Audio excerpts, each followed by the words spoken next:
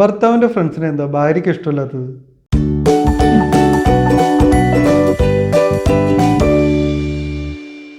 കല്യാണം കഴിച്ചു കഴിഞ്ഞാൽ ഭയങ്കര പ്രശ്നമാണെന്ന് പൊതുവെ ആണുങ്ങൾ പറയാറുണ്ട്. അതായത് പ്രധാനമായിട്ടും പറയുന്നത് പഴയ പോലെ ഫ്രണ്ട്സിൻ്റെ കൂടെ ഒന്നും ടൈം സ്പെൻഡ് ചെയ്യാൻ വിടാറില്ല. ഇത്ര മണിയാകുമ്പോഴേക്കും വിളി വരും, നിങ്ങളെന്താ വീട്ടിൽ കയറുന്നില്ലേ എന്ന് ചോദിക്കും. ഫ്രണ്ട്സിൻ്റെ കൂടെ പോയി കഴിഞ്ഞാലും വലിയ സന്തോഷമൊന്നും കിട്ടില്ല. ഇപ്പോൾ ട്രിപ്പൊക്കെ പോയി കഴിഞ്ഞാൽ തീർന്നു. അത് ആദ്യത്തെ ദിവസം തന്നെ എന്തെങ്കിലും പറഞ്ഞ് കുളമാക്കും. പിന്നെ 2 ദിവസം ഇത് എൻജോയ് ചെയ്യാനൊന്നും പറ്റില്ല. കൊണ്ടുപോയില്ലല്ലോ എന്നുള്ളതൊന്നായിരിക്കും പറയുക, വേറെ എന്തെങ്കിലും പറഞ്ഞ് അടി ഉണ്ടാക്കും.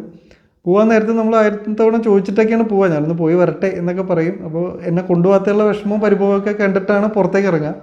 അവിടെ എത്തിക്കഴിഞ്ഞാൽ വേറെ എന്തെങ്കിലും പറഞ്ഞ് അടി ഉണ്ടാക്കും. അങ്ങനെ ആ ട്രിപ്പിൻ്റെ മൊത്തം സന്തോഷം കളയും. പൊതുവേ ഭാര്യമാർക്ക് ഈ ഒരു പ്രശ്നമുണ്ട്, ഭർത്താവിൻ്റെ ഫ്രണ്ട്സിനെ എന്തോ ഇഷ്ടമല്ലാത്തത്, അവരുടെ കൂടെ ടൈം സ്പെൻഡ് ചെയ്യുമ്പോൾ ഒരു താല്പര്യക്കുറവ്. പിന്നെ ഒരു ഡയലോഗും, നിങ്ങൾക്ക് ഇവിടെ വരുമ്പോൾ ഈ ചിരിയും കളിയൊന്നും ഇല്ലല്ലോ, അവരുടെ കൂടെ പോയിരിക്കാനാണ് താല്പര്യം, നിങ്ങൾക്ക് ആ നേരത്ത് വീട്ടിലിരുന്നൂടെ, അല്ലെങ്കിൽ വീട്ടിൽ വന്നിരുന്ന് തമാശ പറഞ്ഞൂടെ എന്നൊക്കെ പറയും. അപ്പോൾ എന്താണ് ഇവിടെ ഉണ്ടാവുന്നത്, ഇവിടെ എന്താ ഈ പ്രശ്നം പറ്റുന്നത്? അപ്പോൾ ഇതിൽ ഈ കല്യാണത്തിന് മുമ്പുള്ള ഒരു ലൈഫാണ് ഇവിടെ നോക്കേണ്ടത്. കല്യാണത്തിന് മുമ്പ് പെൺകുട്ടികളും ആൺകുട്ടികൾക്കൊക്കെ ഫ്രണ്ട്സിനെ ഉണ്ടാക്കാൻ ഒരുപാട് സ്കോപ്പുണ്ട്. നമുക്ക് സ്കൂളിലും കോളേജിലൊക്കെ നമുക്ക് അതിന് സ്കോപ്പുണ്ട്. നമ്മൾ അങ്ങനെയൊക്കെ ഫ്രണ്ട്സിനെയൊക്കെ ഉണ്ടാക്കുന്നു. നമുക്കൊക്കെ ഫ്രണ്ട്സ് ഉണ്ട്, പെൺപിള്ളേർക്കും ഫ്രണ്ട്സ് ഉണ്ട്. അങ്ങനെ കുറേ കഴിഞ്ഞ് നമ്മൾ കല്യാണം കാര്യങ്ങളൊക്കെ ആലോചിക്കും. അപ്പോൾ ആൺപിള്ളേർ കല്യാണം ആലോചിക്കുന്നത് തന്നെ എങ്ങനെയാണെന്ന് വെച്ചാൽ, നമ്മുടെ ഗ്യാങ്ങിലൊക്കെ ഉള്ളവരിങ്ങനെ കല്യാണം കഴിച്ച് സെറ്റിലായി കഴിയുമ്പോൾ അവരെ നമുക്ക് അവൈലബിലിറ്റി കുറയും. അപ്പോൾ ഒരു 27-28 വയസ്സൊക്കെ ആകുമ്പോൾ കൂടെ ഉള്ളവരൊക്കെ കല്യാണം കഴിച്ചു, ചിലർക്ക് പിള്ളേരായി. അപ്പോൾ പഴയതുപോലെ നമുക്ക് അവർ അവൈലബിൾ അല്ല. അങ്ങനെ വരുമ്പോൾ നമുക്ക് മനസ്സിലാവും നമുക്കൊരു കമ്പാനിയൻ വേണം, ഇല്ലെങ്കിൽ നമ്മളും അങ്ങ് ഒറ്റയായി പോകും. അങ്ങനെയൊക്കെ ചിന്തിച്ചിട്ടാണ് ആൺപിള്ളേർ പലപ്പോഴും കല്യാണത്തിലേക്ക് എത്തുന്നത്. അങ്ങനെ ആൺപിള്ളേർ കല്യാണം കഴിച്ചാലും പിന്നീട് സംഭവം നമ്മൾ ഈ ഒരു ഫ്രണ്ട്ഷിപ്പ് മെയിൻറ്റെയിൻ ചെയ്യും. അതിനൊരു കാരണമുണ്ട്.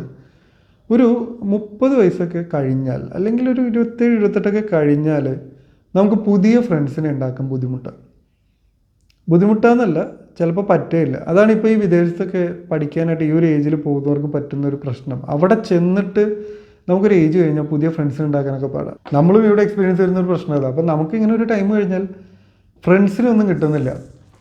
അപ്പോൾ നമുക്കുള്ള ഫ്രണ്ട്സിനെ എങ്ങനെയും മെയിൻറ്റെയിൻ ചെയ്ത് പോകണം.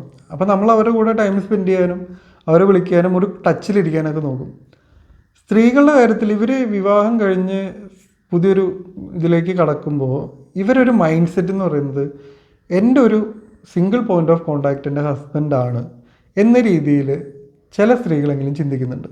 അതായത് എൻ്റെ ഒരു ഫ്രണ്ട് എന്ന് പറയുന്നത് ബെസ്റ്റ് ഫ്രണ്ട് ഇനി എൻ്റെ ഹസ്ബൻഡായിരിക്കും. പിന്നെ എൻ്റെ ഹസ്ബൻഡ് ഓഫ് കോഴ്സ് ആൾ തന്നെയാണ്, എൻ്റെ ലവറും, അങ്ങനെ എല്ലാം എൻ്റെ ഹസ്ബൻഡാണ്. അപ്പോൾ എനിക്കൊരു ഫ്രണ്ടിൻ്റെ സപ്പോർട്ട് വേണ്ടിടത്തും ഒരു അഭിപ്രായം ചോദിക്കുമ്പോഴപ്പോഴും എല്ലാം ഞാൻ എൻ്റെ ഹസ്ബൻഡിനോട് തന്നെ ചോദിക്കും. അതേപോലെ എന്നെ ടേക്ക് കെയർ ചെയ്യേണ്ട എൻ്റെ ഹസ്ബൻഡും, അല്ലെങ്കിൽ ഞാൻ ടേക്ക് കെയർ ചെയ്യേണ്ട എൻ്റെ ഒരു ആളും, ഞാൻ എപ്പോഴും എന്താ പറയുക നിയന്ത്രിക്കേണ്ട അല്ലെങ്കിൽ ഞാൻ എപ്പോഴും ശ്രദ്ധിക്കേണ്ട ഒരാളെന്ന് പറയുന്നതും എൻ്റെ ലൈഫിൽ ഇനി ആളാണ്. എൻ്റെ ലൈഫിൽ ഏറ്റവും പ്രധാനപ്പെട്ട ആൾ എൻ്റെ ഹസ്ബൻഡാണ്. ആ രീതിയിൽ പലരും അങ്ങനെ ചിന്തിക്കുന്നുണ്ട്, എൻ്റെ സിംഗിൾ പോയിൻ്റ് ഓഫ് കോണ്ടാക്റ്റ്.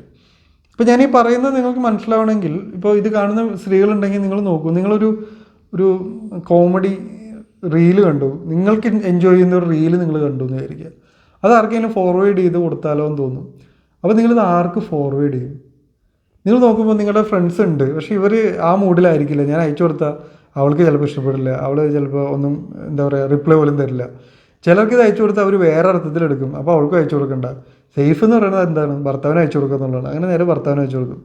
അങ്ങനെ നിങ്ങൾക്കൊരു മെസ്സേജ് ഫോർവേഡ് ചെയ്യാൻ പോലും ചിലപ്പോൾ ഒരു ഫ്രണ്ട് ഇല്ലാത്തൊരു അവസ്ഥയിലായിരിക്കും നിങ്ങൾ എത്തിയിരിക്കുന്നത്. അതിന് കാരണം ഇതാണ്, നിങ്ങളൊരു സിംഗിൾ പോയിൻ്റ് ഓഫ് കോണ്ടാക്റ്റ് നിങ്ങളുടെ ഹസ്ബൻഡാണ്. അപ്പോൾ ഇവിടെ ഭർത്താവിന് വരുന്ന ഒരു പ്രശ്നം എന്ന് പറയുന്നത്, ഒരു ഭർത്താവിന് കൂടുതൽ എനർജിയും എഫേർട്ടും ഈ ഒരു റിലേഷൻഷിപ്പിൽ ഇടേണ്ടി വരുന്നുണ്ട്. കാരണം ഇയാൾക്ക് ഇതെല്ലാം സെർവ് ചെയ്യണം. ഒരു ഫ്രണ്ടിൻ്റെ ഒരു ആവശ്യം വരുമ്പോഴും വേറെ ആളുടെ അടുത്ത് പോകുന്നില്ല, ഭർത്താവിൻ്റെ അടുത്ത് തന്നെ വരുന്നത്. പിന്നെ ഹസ്ബൻഡായിട്ടുള്ള അയാളുടെ റോളുണ്ട്, ആളുടെ ലവർ എന്നുള്ള റോളുണ്ട്, ഇയാളുടെ എല്ലാം. അതിന് പുറമെ ഇയാളുടെ ഒരു ജോലി ഉണ്ടായിരിക്കും. ആസ് എ പേഴ്സൺ അയാൾക്ക് ഫ്രണ്ട്ഷിപ്പുകളും കാര്യങ്ങളും ഉണ്ടാവും. ആസ് എ ഫാമിലി മാൻ ഇയാൾക്ക് പാരൻസും കാര്യങ്ങളും ഉണ്ടാവും. അപ്പോൾ ഇങ്ങനെ ഒരുപാട് റോൾ ഇയാൾ ചെയ്യുന്നുണ്ട്. വൈഫും ഇതുപോലെ, അവളെ ഭാര്യ എന്നത് അമ്മ എന്നുള്ളതും കുറേ റോളുകൾ വൈഫും ചെയ്യുന്നുണ്ട്. പക്ഷേ ഇത് വിട്ടിട്ടൊരു പേഴ്സണൽ സ്പേസ് ഇവർക്ക് ഉണ്ടാവില്ല, വൈഫിനുണ്ടാവില്ല.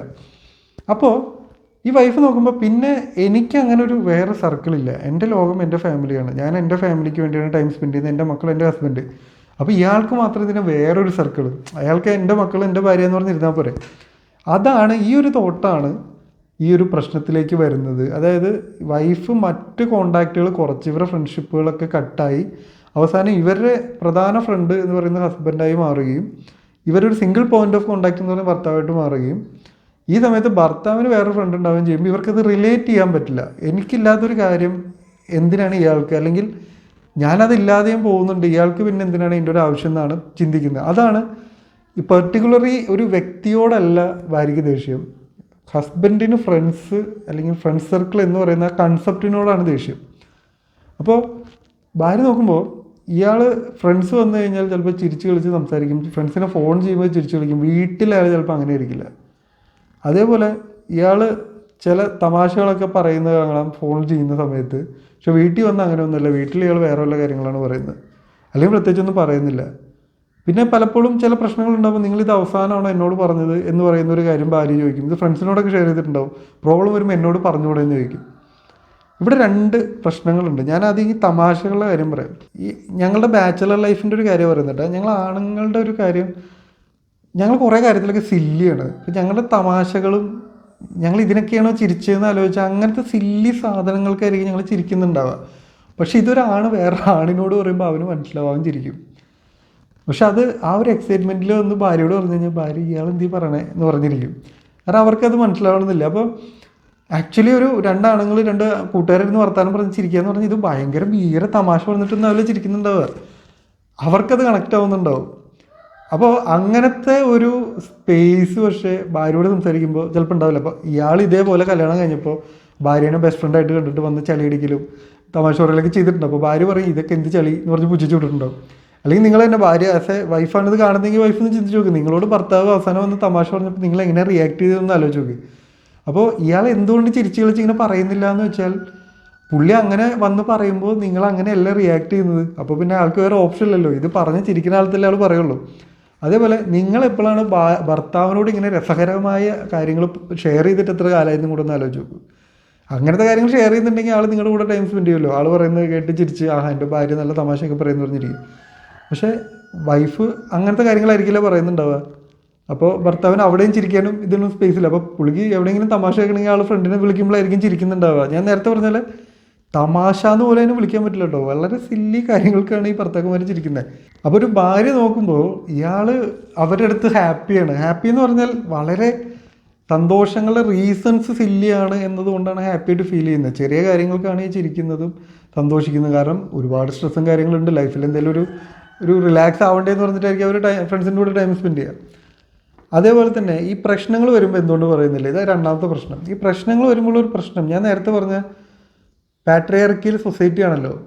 അപ്പോൾ ആണ് വീക്ക്നെസ് കാണിക്കുക, പുറത്ത് കാണിക്കുക എന്ന് പറയുന്നത് പറയുമ്പോൾ ഓക്കെയാണ്. ഒരാണ് വീക്ക്നെസ് പുറത്ത് കാണിച്ചുകൂടെ, നിങ്ങളുടെ പ്രശ്നങ്ങൾ തുറന്നു പറഞ്ഞുകൂടെ എന്നൊക്കെ പറയും. പക്ഷേ നിങ്ങൾ തന്നെ നോക്കൂ, ഒരു എത്ര വീട്ടിലൊരാണിന് അതിനുള്ളൊരു സ്വാതന്ത്ര്യമുണ്ട്. അതായത് ഞാൻ പെട്ടു, ഞാൻ ഫൈനാൻഷ്യലി ഡൗൺ ആണ്, എൻ്റെ കയ്യിൽ പൈസയും കാര്യങ്ങളൊന്നുമില്ല, എന്നെ നീ സപ്പോർട്ട് ചെയ്യണമെന്ന് ഭാര്യയോട് എത്ര പേർക്ക് പറയാൻ പറ്റും? അല്ലെങ്കിൽ ഞാൻ ഇങ്ങനെ കുറേ സ്ട്രെസ്സിലാണ്, ഞാനിനി എന്ത് ചെയ്യുമെന്ന് പറയാനോ, അല്ലെങ്കിൽ ആ സ്ട്രെസ്സ് പുറത്ത് കാണിക്കാനോ, ഒന്ന് കരയാനോ ഒക്കെ എത്ര വീട്ടിൽ സ്വാതന്ത്ര്യമുണ്ട്? ഇങ്ങനെ പറയാം, ഒരു തവണയൊക്കെ പറയാം, 2 തവണയൊക്കെ കഴിഞ്ഞാൽ പിന്നെ ഭാര്യയ്ക്ക് പിന്നെ ഭർത്താവിനോട് ഇയാളൊരു പെണ്ണുങ്ങളെ പോലെ ആയിപ്പോയല്ലോ എന്നുള്ള വർത്തമാനത്തിലേക്ക് വൈഫ് എത്തും. പക്ഷെ അങ്ങനെ ഹസ്ബൻഡ് എക്സ്പ്രസ് ചെയ്ത് കഴിഞ്ഞാൽ അതിനെ എങ്ങനെയാണ് ഭാര്യമാരെടുക്കുന്നത്? പക്ഷേ ഞാൻ ഇങ്ങനെ ഒരുത്തനെ ആണല്ലോ കിട്ടിയത്, ഞാനൊരു പ്രൊട്ടക്റ്റും പ്രൊവൈഡറുമാണ് ഞാൻ പ്രതീക്ഷിച്ചത്, ഇതിപ്പോൾ ഇയാളെ ഞാൻ ടേക്ക് കെയർ ചെയ്യേണ്ട അവസ്ഥയായി പോയല്ലോ എന്ന് ചിന്തിക്കും. ഇമോഷണലി ആൾ വീക്കാണെങ്കിലൊക്കെ അങ്ങനെ തന്നെയാണ് പല വീടുകളിലെയും സിറ്റുവേഷൻ. അതുകൊണ്ടാണ് ഈ ആണുങ്ങൾ പലപ്പോഴും ഇത് പുറത്ത് കാണിക്കാത്തത്. നമ്മുടെ വീക്ക്നെസ് പുറത്ത് കാണിക്കണം, പുറത്ത് കാണിച്ചാൽ കൊള്ളാമെന്നൊക്കെ പല ആണുങ്ങളും ചിന്തിക്കുന്നൊക്കെ ഉണ്ടാവും. പക്ഷേ ഇവർ ചിന്തിക്കുന്ന ഇതാണ്, ഇത് കഴിഞ്ഞിട്ടുള്ള റിയാക്ഷൻ എങ്ങനെയാണെന്നുള്ള കാര്യത്തിൽ ഒരു ഉറപ്പില്ല. അപ്പോൾ ഒരു വൈഫിന് ഇങ്ങനെ ഒരു അഷുറൻസ് കൊടുക്കാൻ പറ്റുകയാണെങ്കിൽ, അതായത് നിങ്ങളുടെ വീക്ക്നെസ്, നിങ്ങളൊരു വീക്ക് പോയിന്റ്, നിങ്ങൾ ഏറ്റവും ഡൗൺ ആയിട്ടുള്ളൊരു പോയിന്റ് എൻ്റെ അടുത്ത് ഷെയർ ചെയ്തത് കൊണ്ട് ഞാൻ നിങ്ങളെ റെസ്പെക്റ്റ് ചെയ്യാതിരിക്കുകയോ അതിൻ്റെ പേര് കളിയാക്കുകയോ നിങ്ങളെ വില കുറച്ച് കാണുകയോ ചെയ്യില്ല എന്നൊരു അഷുറൻസ് ഭർത്താവിന് ഫീൽ ചെയ്യുകയാണെങ്കിൽ അയാളത് തുറന്നു പറയും. അപ്പോൾ ആ ഒരു അഷുറൻസ് നിങ്ങൾ കൊടുക്കുക, അപ്പോൾ ഇയാൾ ഓപ്പൺ അപ്പ് ആവും. അങ്ങനെയാണെങ്കിൽ കുറേ കാര്യങ്ങൾ ഭാര്യയോട് തന്നെ തുറന്നു പറയും. പല വീടുകളിലും പറ്റുന്നതാണ്, വലിയ കടക്കണിയിൽ പെട്ട് അവസാനം ഇത് ഭാര്യയൊക്കെ അറിയുന്നുണ്ടാവുള്ളൂ. ഭർത്താവ് അതുവരെ പിടിച്ചു വെച്ച് ഈ പറയുന്ന ഒരു വോൾക്കാനോ പോലെയാണ് ജീവിക്കുക, ഒരു അഗ്നിപർവ്വതം പോലെ ഉള്ളിൽ ഇങ്ങനെ പോഞ്ഞ് ഇങ്ങനെ ജീവിക്കും. അങ്ങനെ ജീവിക്കേണ്ട ആവശ്യമൊന്നുമില്ല. നിങ്ങൾക്ക് എന്തെങ്കിലും പ്രശ്നമുണ്ടെങ്കിൽ നിങ്ങൾ തുറന്നു പറയാം, നിങ്ങളുടെ ഫാമിലിയിൽ ഇത് അറിയണ്ടേ. അപ്പോൾ ഭാര്യ അങ്ങനെ ഒരു അഷുറൻസ് കൊടുക്കുക, ഭർത്താവ് അതിനുള്ള മനസ്സ് കാണിച്ചാൽ ഇത് കുറച്ചൊക്കെ കവർ ചെയ്യാം. പിന്നത്തെ കാര്യം ഈ ടൈം സ്പെൻഡ് ചെയ്യുന്നതിൻ്റെയാണ്, ഈ ഫ്രണ്ട്സിൻ്റെ കൂടെ എന്നുള്ളത്. അവിടെ ഉള്ളൊരു കാര്യം ഞാൻ നേരത്തെ പറഞ്ഞ ഈ തമാശകളാണെങ്കിലും അല്ലെങ്കിൽ ഈ പറയുന്ന പ്രശ്നങ്ങളാണെങ്കിലും നമുക്ക് റിലേറ്റ് ചെയ്യാൻ പറ്റുന്ന ആൾക്കാരുടെ കൂടെ ഇരിക്കുമ്പോൾ നമുക്കതൊക്കെ കുറച്ച് റിലാക്സ് ആയിട്ട് പറയാൻ പറ്റും. ഇപ്പം ഞാൻ എൻ്റെ ഒരു പ്രശ്നം പറയുമ്പോൾ മറ്റൊരു ഹസ്ബൻഡിന് അത് മനസ്സിലാവും. അവൻ ഞാനും ഇതുപോലെയൊക്കെ തന്നെയാണ്. അല്ലെങ്കിൽ ഞാൻ എൻ്റെ ഓഫീസിലെ ഒരു കാര്യം പറയുമ്പോൾ ജോലിക്ക് പോകുന്ന മറ്റൊരു കൂട്ടുകാരനത് മനസ്സിലാവും. അങ്ങനെ നമുക്ക് റിലേറ്റബിൾ ആയിട്ടുള്ള ആൾക്കാർ സംസാരിക്കുമ്പോൾ ഇത് റിലേറ്റ് ചെയ്ത് അത് മനസ്സിലാക്കിയിട്ടുള്ള റിയാക്ഷൻ നമുക്ക് കിട്ടും. അതായത് ജസ്റ്റ് ഒരു ലിസണിങ് അല്ല, റെസ്പോൺസ് നമുക്ക് കിട്ടും. ചിലപ്പോൾ ഭാര്യയോട് പറഞ്ഞാൽ അവൾ കേട്ടാൽ പോരല്ലോ, അതിന് പ്രോപ്പറായിട്ടുള്ളൊരു റെസ്പോൺസ് തരാൻ ചിലപ്പോൾ ആൾക്ക് പറ്റണമെന്നില്ല. അപ്പോൾ അങ്ങനെ വരുമ്പോൾ ഈ ഫ്രണ്ട്സിൻ്റെ കൂടെ ടൈം സ്പെൻഡ് ചെയ്യുമ്പോൾ ഗുണം എന്ന് പറഞ്ഞാൽ കുറച്ചുകൂടി റിലാക്സ് ആവാൻ പറ്റും. കുറേ കാര്യങ്ങൾ ഓപ്പണായിട്ട് ഇരുന്ന് പറയാൻ പറ്റും, ചില തമാശകൾ ഇരുന്ന് പറയാൻ പറ്റും. ഞാൻ നേരത്തെ പറഞ്ഞ സില്ലി കാര്യങ്ങൾക്ക് നമുക്ക് സംസാരിച്ചിരുന്ന് ചിരിക്കാൻ പറ്റും. പിന്നെ ആണുങ്ങളുടെ ചില വിഷയങ്ങളിൽ ഇപ്പോൾ കാറ്, വണ്ടികൾ, ഫുട്ബോൾ, ക്രിക്കറ്റ്, ഇതൊക്കെ ചിലപ്പോൾ ഭാര്യമാർക്ക് അത്ര താല്പര്യം ഉണ്ടാവണമെന്നില്ല. എല്ലാവരെയും കാര്യമില്ല, ചിലയിടത്ത്. അപ്പോൾ ഈ വിഷയങ്ങൾ അയാൾ ആരോട് പോയി സംസാരിക്കും? അയാളെ ഫ്രണ്ട്സിനോടുള്ളേ സംസാരിക്കാൻ പറ്റുള്ളൂ. അപ്പോൾ അങ്ങനെയൊക്കെ നോക്കുമ്പോൾ ഇയാൾക്കും ഒരു ആണിന് കല്യാണത്തിന് മുമ്പ് അയാൾക്കൊരു ലൈഫ് ഉണ്ടായിരുന്നു. അന്ന് അയാൾ രസിച്ച് സംസാരിച്ചിരുന്ന വിഷയങ്ങൾ അയാൾക്ക് ഇനിയും സംസാരിക്കണമെന്നുണ്ട്. പിന്നെ നേരത്തെ പറഞ്ഞ അടുത്തൊരു പ്രശ്നം, നമുക്കിനി പുതിയ ഫ്രണ്ട്സിനെ ഉണ്ടാക്കാൻ പറ്റില്ല. അപ്പോൾ പുതിയ ഫ്രണ്ട്സിന് ഒരു പ്രായം കഴിഞ്ഞാൽ കിട്ടില്ല എന്ന് മനസ്സിലായാൽ, തിരിച്ചറിഞ്ഞാൽ നമ്മൾ എന്ത് ചെയ്യും? ഉള്ള ഫ്രണ്ട്സിനെ കൈവിടാതിരിക്കാൻ നോക്കില്ലേ? അപ്പോൾ അതുകൊണ്ടാണ് നമ്മളിപ്പോഴും ആണുങ്ങൾ ഇതുപോലെ ഫ്രണ്ട്ഷിപ്പ് മെയിൻറ്റെയിൻ ചെയ്യാൻ ശ്രമിക്കുന്നത്.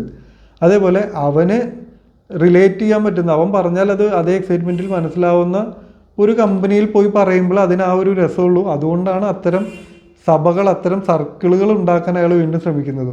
അപ്പോൾ ഒരു ഭാര്യയ്ക്ക് ചെയ്യാൻ പറ്റുന്നൊരു കാര്യം, ഈ ഒരു കാര്യം മനസ്സിലാക്കുക. അതായത് നിങ്ങളുടെ ഫാമിലിക്ക് പുറമെ ഒരു സർക്കിൾ ഒരു ഹസ്ബൻഡിന് ഉണ്ടാവണം. അങ്ങനെ ഒരു സർക്കിൾ ഉണ്ട്, അതിൽ കുഴപ്പമൊന്നുമില്ല. അത് മാത്രമല്ല, സത്യത്തിൽ അത് നല്ലതാണ്. അത് ഞാൻ പറയാൻ കാരണം, ഈ അടുത്തൊരു റിസൾട്ട് വന്നിരുന്നു. കേരളത്തിൽ ഒരുപാട് ആത്മഹത്യകൾ, 30 വയസ്സിൽ താഴെയുള്ളവരുടെ ആത്മഹത്യകൾ നടന്നു എന്ന് പറഞ്ഞിട്ട്. അപ്പോൾ അതിൽ 70% ആണുങ്ങളാണ്. ഇനി 30 കഴിഞ്ഞിട്ടുള്ള ആൾക്കാരെ എടുത്താലും ഇവർക്കൊക്കെ ഈ പ്രശ്നമുണ്ട്. കാരണം പലരും പല കാര്യങ്ങളും തുറന്ന് വീട്ടിലൊന്നും പറയുന്നില്ല. ഒരുപാട് ടെൻഷൻ ഉള്ളിക്കൊണ്ട് നടക്കുകയാണ്. അപ്പോൾ ഈ ഒരു പ്രോബ്ലം, ഒരു തുറന്ന് സംസാരിക്കാൻ ഒരാളില്ലാത്ത പ്രശ്നം ഭയങ്കരമായിട്ട് നമ്മുടെ സമൂഹത്തിലുണ്ട്. കാരണം നമ്മളൊരാളോട് ഒരു കാര്യം പറഞ്ഞാൽ അതിൻ്റെ പേരിൽ അയാൾ ഇനി നമുക്കിട്ട് പണിയോ, നമ്മൾ ജഡ്ജ് ചെയ്യുമോ എന്നൊക്കെയുള്ള പേടി കൊണ്ട് കുറേ പേര് പറയുന്നില്ല. പിന്നെ ഫ്രണ്ട്സ് സർക്കിൾ കുറയും. നമ്മൾ സ്കൂളിലോ കോളേജിലോ ഉള്ള അത്രയും ഫ്രണ്ട്സ് നമുക്കിപ്പോൾ ഇല്ലല്ലോ. കാരണം അവിടെ നമ്മൾ ഒരേ ഏജ് ഗ്രൂപ്പിലുള്ള ആൾക്കാരുടെ കൂടെ ഒരു റൂമിലിരിക്കേണ്ട. നമ്മളൊരു ഓഫീസിൽ പോയാൽ പല ഏജ് ഗ്രൂപ്പിൽ പല ഹൈറാർക്കിയിലുള്ള ആൾക്കാരാണ്. അപ്പോൾ ഇവരുടെ അടുത്തൊന്നും നമുക്ക് ഫ്രണ്ട് ആവാൻ പറ്റണമെന്നില്ല.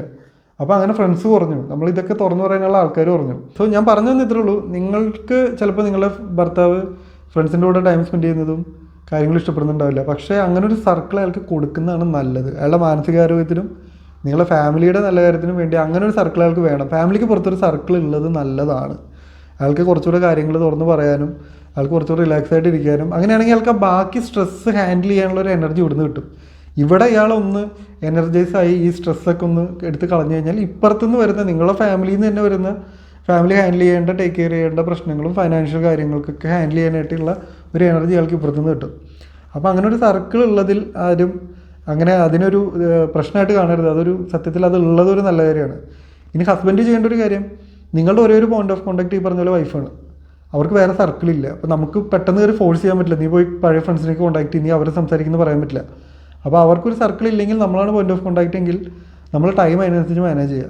അതായത് നമ്മൾ നമ്മുടെ ഫ്രണ്ട്ഷിപ്പ് മെയിൻറ്റെയിൻ ചെയ്യണം, അതിനുള്ളൊരു ടൈം നമ്മൾ കൊടുക്കണം. പക്ഷെ അതേപോലെ തന്നെ ഇടയ്ക്കൊക്കെ ഇവർക്കും ഒരു ടൈം കൊടുക്കണം. മേ ബി ഇവർ ഇപ്പോൾ ഭാര്യ പറയും നിങ്ങൾ ഫ്രണ്ട്സിൻ്റെ കൂടെ ടൂർ പോകണ്ടല്ലോ, ഭയങ്കര ഇതാണല്ലോ. ഭാര്യ ചിലപ്പോൾ ഒട്ടും ട്രാവൽ ചെയ്യാൻ താല്പര്യമില്ലാത്ത ആളായിരിക്കും. എന്നാലും ഭാര്യ പറയും നിങ്ങൾക്ക് എന്നെ കൊണ്ട് പോയാലും എന്താന്ന്. അപ്പോൾ നിങ്ങൾ അതിനായിട്ട് ചില എഫേർട്ട് എടുക്കുക. അപ്പോൾ ഭാര്യയ്ക്ക് ഈ പറഞ്ഞ പോലെ മടി ഉണ്ടാവും. ഇങ്ങനെ ട്രാവൽ ചെയ്യണ്ടേ, പിള്ളേരെ കൊണ്ടുപോകണ്ടേ, അതും ഇതും പാക്ക് ചെയ്യണം, മറ്റേ ചെയ്യണം, മറിച്ച് ചെയ്യണം, കുറേ പ്രശ്നങ്ങളൊക്കെ പറയും. കാരണം അവർ ചിലപ്പോൾ യാത്ര എൻജോയ് ചെയ്യുന്ന ആളാവില്ല. പക്ഷെ ഒന്ന് നിർബന്ധിച്ച് കൊണ്ടുപോയി നോക്കുക, ചിലപ്പോൾ അവരത് എൻജോയ് ചെയ്യുന്നുണ്ടെങ്കിലോ. നിങ്ങളുടെ ഫാമിലിക്ക് നല്ലതല്ലേ. പിന്നെ നിങ്ങൾക്ക് ഫ്രണ്ട്സ് ഇല്ലെങ്കിലും നിങ്ങൾക്ക് ഭാര്യയായിട്ട് ട്രിപ്പ് പോകാമല്ലോ. സോ ഇങ്ങനെ നിങ്ങളുടെ ഒരു ബാലൻസ്, ഭർത്താക്കന്മാർ ചെയ്യണമെങ്കിൽ നിങ്ങളൊരു ബാലൻസ് കണ്ടുപിടിക്കുക. കാരണം നമുക്ക് ഇതിനൊരു കംപ്ലീറ്റ്ലി അണ്ടർസ്റ്റാൻഡിങ് ആയിട്ട് നിങ്ങൾ ഫ്രണ്ട്സിൻ്റെ കൂടെ പൊക്കോന്ന് പറഞ്ഞ ഭാര്യയൊന്നും കിട്ടാൻ പോകുന്നില്ല. അപ്പോൾ ഇതിലൊരു ബാലൻസ് കണ്ടുപിടിക്കുക. ഫ്രണ്ട്സിന് ടൈം, അതിനുള്ള ടൈം കൊടുക്കുക, നിങ്ങളുടെ സ്ട്രെസ് റിലീഫിനും കാര്യങ്ങൾക്കും കൊടുക്കുക. അതേപോലെ വൈഫിനും ഇതേപോലത്തെ ഒരു ടൈം കൊടുക്കുക. ഭാര്യമാരാണ് ഇതിൽ കൂടുതൽ ശ്രദ്ധിക്കേണ്ടത്. നിങ്ങളുടെ ഹസ്ബൻഡിൻ്റെ ഫ്രണ്ട്സിനെ നിങ്ങൾ ഇങ്ങനെ ഒരു ശത്രുവായിട്ട് കാണരുത്. അത്തരം ഫ്രണ്ട്സ് ഉള്ളത് നല്ലതാണ് അയാളുടെ മാനസികാരോഗ്യത്തിന്. കാരണം മാനസികാരോഗ്യം വളരെ വളരെ പ്രധാനമാണ്. അത് വളരെ അപകടകരമായ ഒരു കാര്യമാണ് അതില്ലെങ്കിൽ. സോ ഇതൊക്കെയാണ് എനിക്ക് ഈ വിഷയത്തിൽ പറയാനുള്ള കാര്യങ്ങൾ. ഇത് കാണുന്ന ഭാര്യമാരും ഭർത്താക്കന്മാർക്കൊക്കെ പലതും പറയാനുണ്ടാവും. അപ്പോൾ നിങ്ങൾ കമൻറ്റ് ചെയ്യും, നമുക്കത് അവിടെ ഇരുന്ന് ചർച്ച ചെയ്യാം. വീഡിയോ ഇഷ്ടപ്പെട്ടെങ്കിൽ ലൈക്ക് ചെയ്യുക. അടുത്ത എപ്പിസോഡിൽ മറ്റൊരു ടോപ്പിക്കുമായി കാണാം. Thank you for watching.